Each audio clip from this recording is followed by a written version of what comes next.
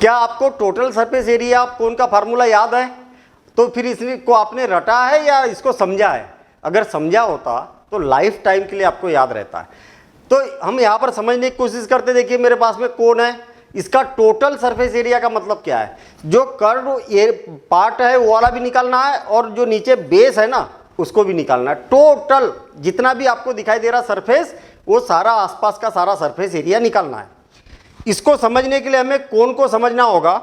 मेरे पास में एक कोन है और कोन की ये क्या होती है? रेडियस होती है।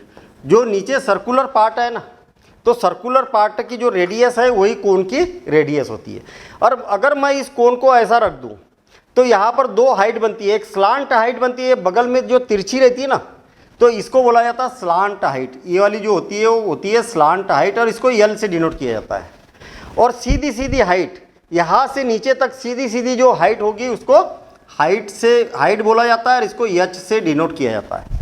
अब total surface area of cone क्या होता है, इस बात को जरा गौर से समझिएगा। मैं इसको ओपन करके दिखाता हूँ। ओपन करने के बाद में सारी कंडीशनें यहाँ पर सारी क्लियर हो जाएगी। देखिए मेरे पास में एक कोन है, हमें मालूम है कि इसका जो कर्व सरफेस एरिया होता है पाई आर एल होता है, क्योंकि यही वाला तो पार्ट है, इसका कर्व सरफेस एरिया बनता है। हाँ बिल्कुल सही है। अच्छा, इसका ये जो क्या है नीचे वाला पार्ट है, केप है, आपको कैसा दिख रहा है? केप सर्कुलर दिखाई दे रहा। तो सर्कल का एरिया कितना होता है? पाई आर स्क्वायर। हाँ बहुत बढ़िया। तो टोटल सरफेस एरिया क्या होगा?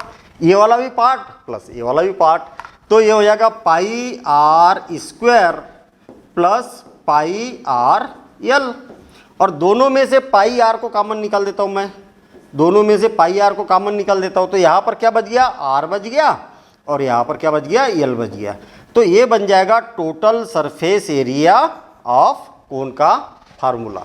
तो अब मेरे ख्याल से लाइफ टाइम आपको याद रहेगा ये pi R L plus pi R square. तो मिलेंगे हम अगले वीडियो में इसी प्रकार की इंफॉर्मेशन के साथ। Thank you all the.